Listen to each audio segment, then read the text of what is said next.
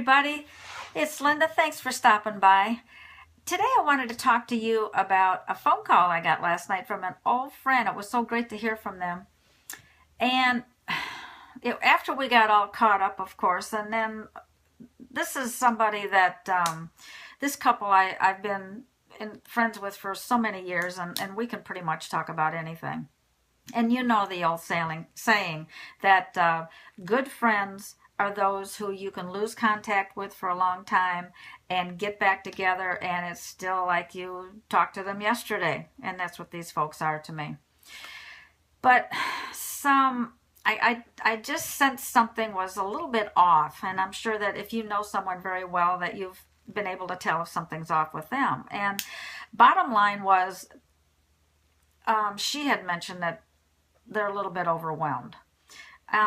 And that's what I wanted to talk to you about today, being and feeling overwhelmed. It could be about your job, your coworkers, your boss, money, finances, deadlines. It could be about anything, whatever is going on in your world that's giving you anxiety. You're overwhelmed. Gosh almighty, I know that feeling. After my accident and I was immobilized and all of these bills are coming in. Talk about being overwhelmed. You can get overwhelmed to the point where you're about to have, and some do, many do, have panic attacks, for heaven's sakes.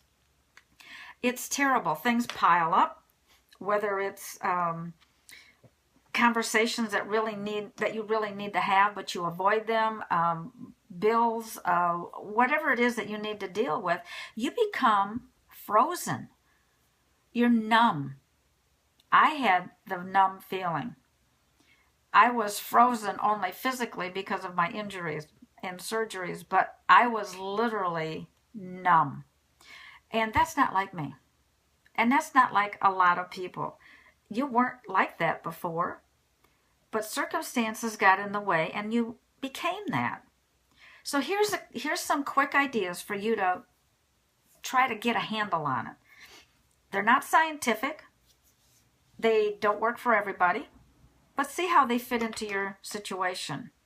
First of all, you need to sit down, take a breath, and construct a plan. Get paper and pencil out, and devise a plan. Write down what's bothering you. If it's about someone else, the who, write down what they're doing or how they're making you feel that's making you feel overwhelmed. And you need to schedule a time to sit and talk to them in a neutral place and just have a conversation. No finger pointing. You do this and this is what happens. No. Tell them how you feel with what they've done or said. And just let it go. Then just listen. Number 2, if it's about money, you need to write a list. What are the financial problems that you're having with? List the people if it's creditors, list them all out. Then you need to rearrange your list and prioritize. Which is the most serious that you need to take care of and the most urgent, and which is the nagging stuff. Now, they're all going to be dealt with, and this is how you're going to do it. And I'm going to speak momentarily here on finances, and I'm running over a long time, and I apologize if you have to bail out. I understand. But this is how I want you to think about in handling this overwhelming financial mess that you're in very quickly.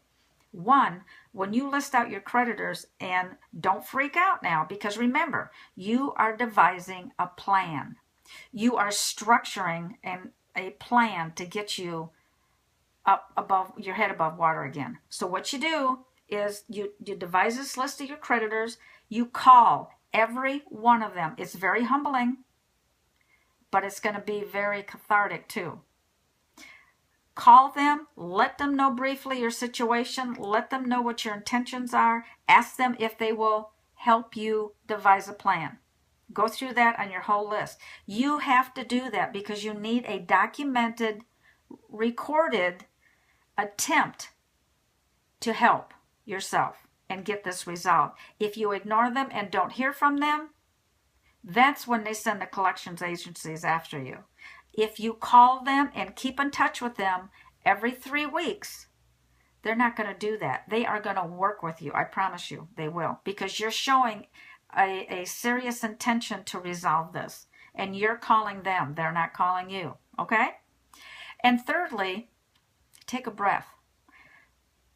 One day at a time, small wins, get through today, call who you need to call, but get it done. Do not put this off anymore. That's my message to you today, folks. And again, this is very long. I apologize. These are important. And if you want to talk more about this at length from someone who's been through it, someone who's seen people go through it, and someone who has always found a way to get back on their feet because of communication, please contact me. I will be happy to. Everything's confidential. You guys have a great day today. Don't be overwhelmed.